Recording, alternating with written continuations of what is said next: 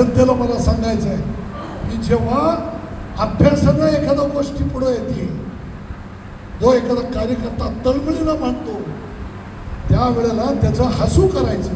पुढाऱ्यांचं काही कमी होत नाही. ह्या खडकवासल्यावरती जे पुढारी आहेत ना, कळसाचे पुढारी, हे ते अनेक उद्योग आहेत, कॉन्ट्रॅक्टर बनवलेत त्यांना काय फरक पडत नाही. 2 नाही 10 वर्ष पाणी नाही आलं तरी. तुमचं बघा, आजूबाजू मंत्री रस्त्यावरती उभे आणि अधिकाऱ्यांना फायद्यावर घेऊन बोलत होते. मला या ठिकाणी एवढंच सांगायचं की ते रस्त्यावरती दाखवण्याची गरज काय.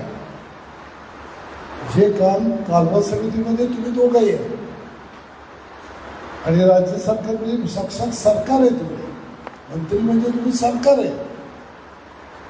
जिथं मंत्रालयात बसून हे काम करायचं सोडून रस्त्यावरती येऊन अधिकाऱ्यांना हे कशाला, हे दाखवायचं आहे कोणाला, समजायला ही नौटंकी कशासाठी.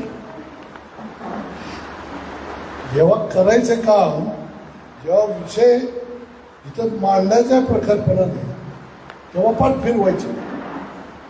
आणि पाणी या विषयावरती जे तुम्ही सगळेजण आता जे आहेत ते पत्रकार सुद्धा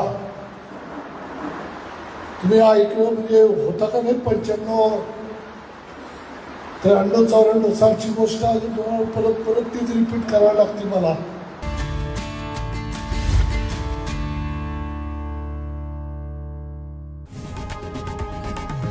लोकशाही मराठी ऐका, पहा, जागरूक रहा.